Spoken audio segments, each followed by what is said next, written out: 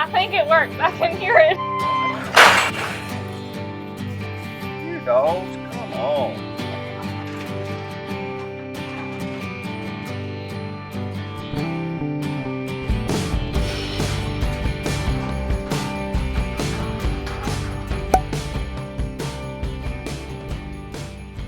Well, guys, welcome back to Red River Living.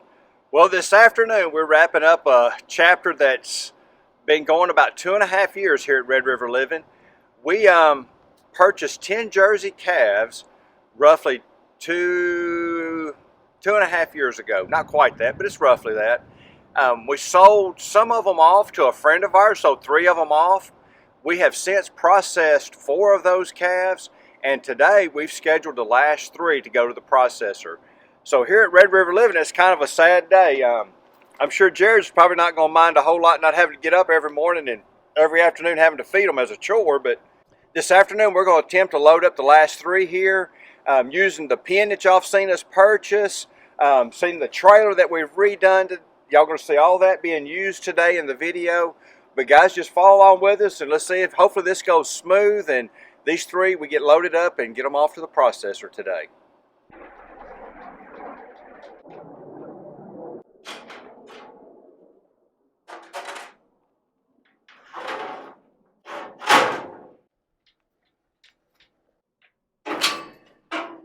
Get too tight where you can't get this door shut if we had to, can you? I'll get it. It looks like I'm pressed up against it, Jared.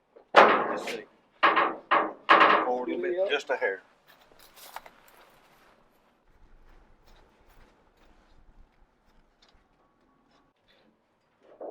There you go.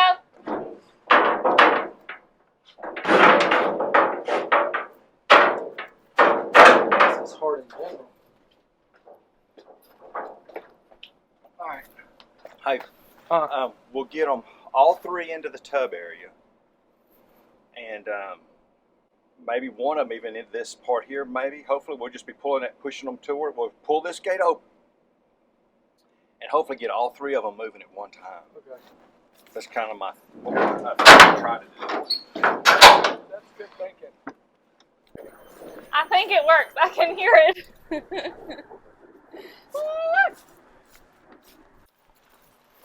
Come on, Harry!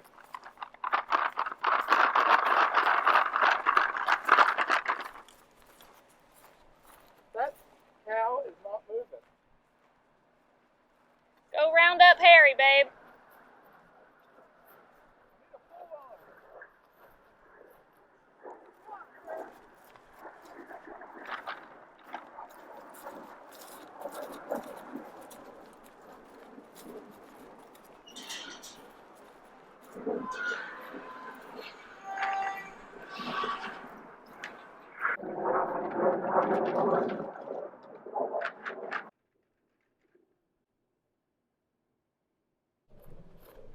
See if you can get him to come back this way. Everybody just walk.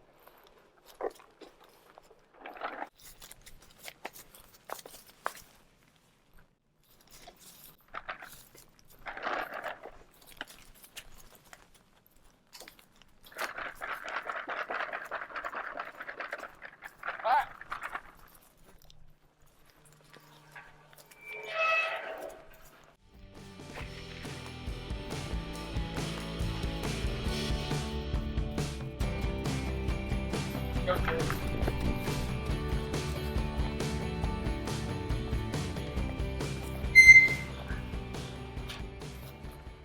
Well, we got them all in the pen, but we ended up with a black one in the pen also. Houdini made it in here before we keep him out of here. He said he heard the cattle cubes and he come running also. So we're going to have to work him back out of the tub area right there and then keep these jerseys in here and get them over into the chute.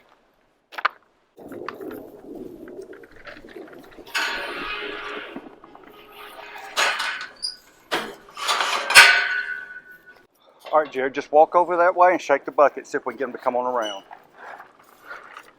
Ross, over here.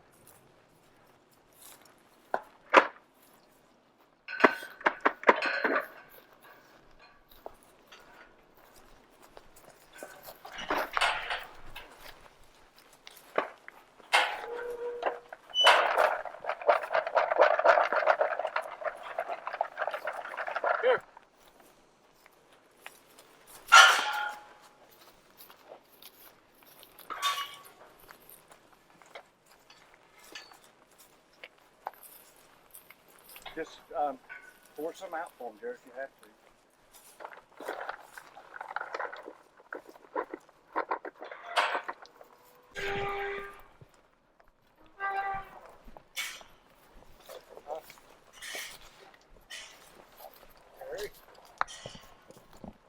Go. Go.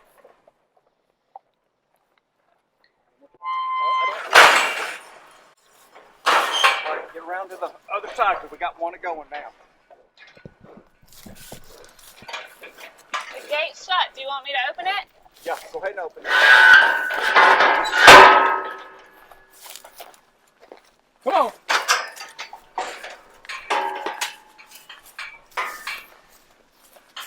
Go.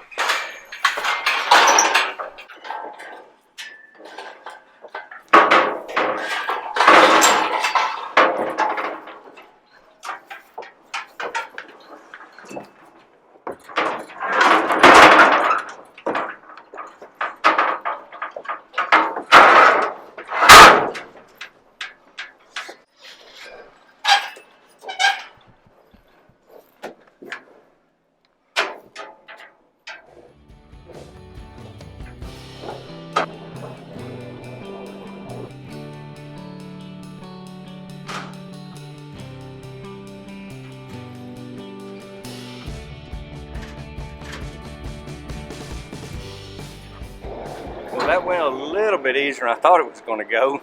We've got them all three in a trailer, so here we come, R&R in Scotland, Texas.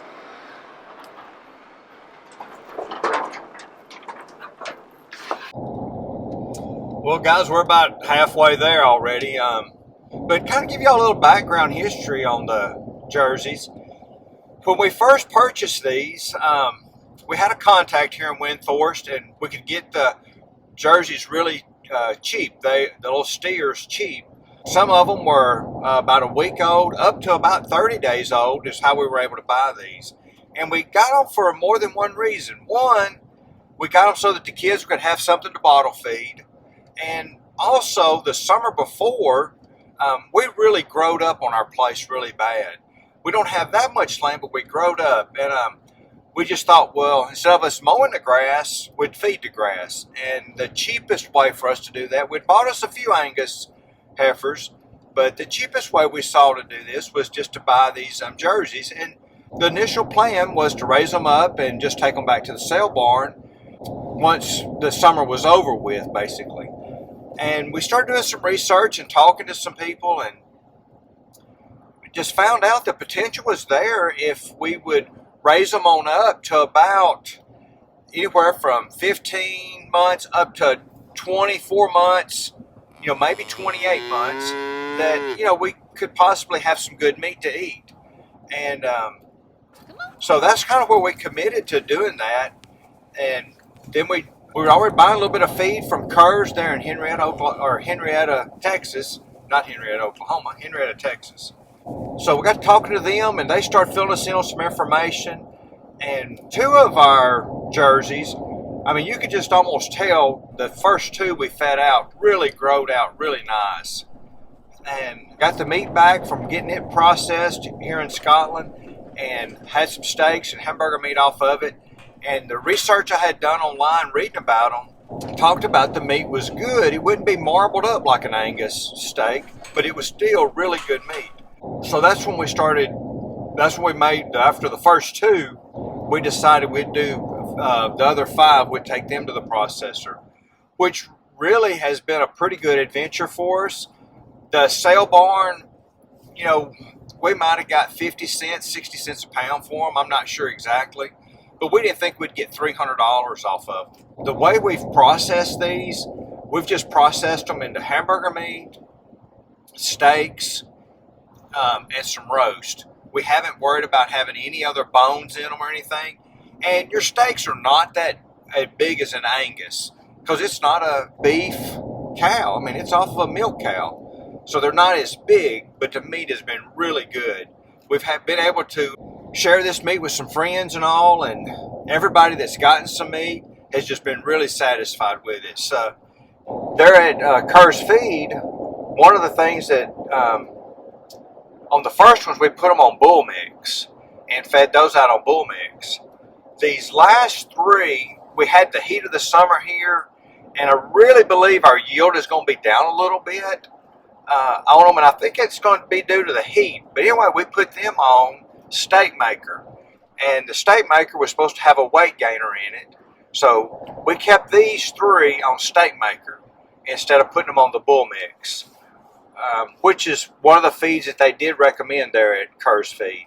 So we're kind of interested. You know, we're going to have an average weight of the three, not an individual weight. But Jared and I just kind of were curious when we ran across the scale today, was just kind of an idea of just how much live weight they actually weighed. But anyway, we'll get back with y'all, give you an idea on live weight, and then we'll give you an idea, help Robert give us a hang weight, and then we'll have a yield weight in the end and go over that a little bit. I may be able to pull up the tickets and give you an idea of how much feed we fed them over the summertime, because we had these on feed. If I had to guess, we ran about 110, upwards of 120 days on feed this time. I think we had 1.5 bales of hay with them.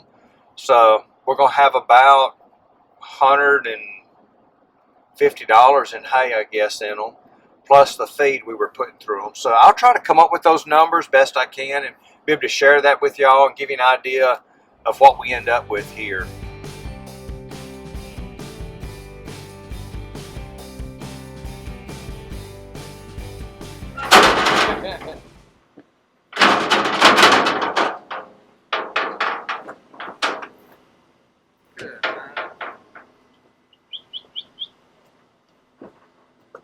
Come right on back.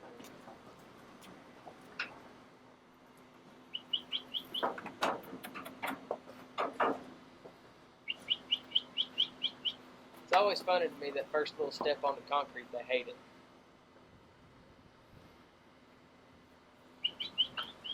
There we go.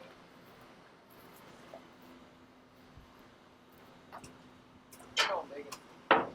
There we go.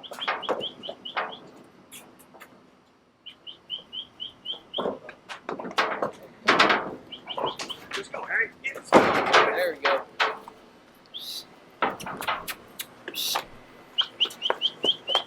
Hey, one at a time. You can't both fit down the lane. Come on.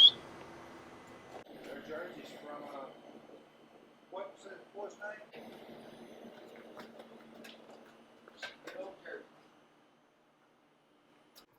Well, guys, we've made it back home from the processor today. One of the things I probably hadn't shared with y'all enough, we got these calves when they were anywhere from a week up to about 30 days old, about a month old there. And some of them ended up with names and some of them didn't end up with names.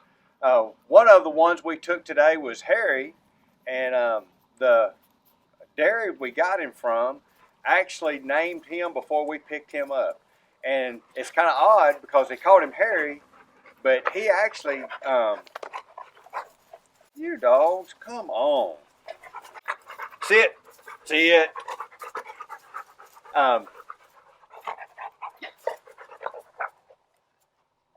Quite the distraction here. Harry had the scours basically, and he didn't have no hair on his rear end. And Damien called him Harry out of a joke basically. But we got him home and got him healed up and everything, and he grew off just fine. And one of the other ones name was Cross. And it was because of the spot patch on him that he looked like he had a cross on him. So he ended up with a cross. And then the other one, then the third one that we took to the processor today, that was number 9. He didn't ever get a name. We just called him number 9. Number 9, actually, I sold him to the guys that bought 3 of our jerseys off. But in the process of trying to load those, number 9 decided he was going to stay here. And there's quite the video on that. We're trying to get a rope around his head and get him up in the trailer. And I grabbed him by the tail, thinking I could hold on to him while they got a rope around him. Well, the video shows that the calf won, and number 9 ended up spending the rest of his days here on the farm. Donnie and them had to pick them out another calf that we could load up that day. So number 9 ended up staying here with us, and he basically every time we looked at him, thought we'd never get him loaded again up close to a trailer. But anyway, he always just carried the tag name of number 9. We came back home and went through and was able to get a empty weight, and that weight came out to be 2860. You know, this is just rough numbers right now we're playing around with. You know, if we could yield 30% on that, we were looking like 858 pounds. And really and truly, that'd be about 200 pounds more than what we were expecting. Our goal, hopefully, with meat that we can sell and distribute out, we're hoping to get 200 pounds. So anything over 600 pounds for us would really be good. And on the 600 pounds, that's going to mean that we need to probably from live weight, need to somewhere without, you know, getting a calculator out right now, just rough guess, that's going to be about a 22-23% yield from live weight. So if we can meet that or beat that, that's going to be really, really good here for us to do this. Jared, you got to shoot these 2 dogs. Y'all ain't going to believe this, but these are brother and sisters right here. And I went to pick up a dog, and I picked the female up. Well, in picking up the female, we left there, and my son called, and he wanted to know if there was any more of them. And I said, well, yeah, there's a male there. And so we went back and bought the male too. And so these dogs have been around each other since they were born. And what's crazy about it is they see each other every day. I mean, they spend the day together. And they still act like this when they get around each other. At one point, I threatened to whoop both of them to try to get them to quit fighting and playing so rough. So, you know, hopefully here, you know, it's taken a lot more time to make some money off of them, but in the end, we've been able to provide other people with some good, healthy, quality meat. Everybody that's had the Jersey meat, basically, since we've told them we're going to have some more meat to sell, I believe everybody that's bought meat from us once is all back in line to purchase some more meat from us. So, you know, it's kind of satisfying knowing that I'm providing for more than just our families. You know, it's me and Debbie, and then it's Keely and Jared and the 2 boys that we've provided for so far. And I don't know, there's probably 7 or 8 different people that we've been able to provide meat to. So that's just been, you know, it's one of those things, a growing process. And the Jerseys allowed us to get into that cheaply because the calves weren't that expensive to buy. We just got a lot of time in them more than anything. You know, in the wintertime, we were building huts for them to get out of the snow and the ice and the cold. So, you know, it's just been an adventure for us. And, you know, I told them earlier we were going to shoot this video, and I told them it's kind of sad. In some ways, I kind of can't think too much about it without almost tearing up a little bit about it, because I know we had them for so little. One of them was big enough. He must have been 6 weeks old when we got him, and we were giving them all shots the initial time. And that one really gave me a ride for the money. He rode me up and down the dog pen. I finally told him, I said, this one ain't getting no shots. So it's been quite the experience, guys, and we've enjoyed it. Task it has to get done. Now it's cleanup time. And as you can tell, they left me a mess here. And the inside of the trailer, one of the things I've been trying to do when we haul them off, once we come back, I get the water hose out, go to washing, and that way it stays clean for the next time we get ready to use it. It's not like we're hauling them off every day. So, guys, we appreciate y'all watching, and as always, hey, we'd like it if you liked it, subscribe, and we'll see y'all next time.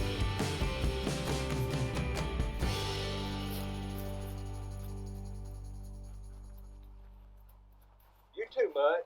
Gonna become film stars.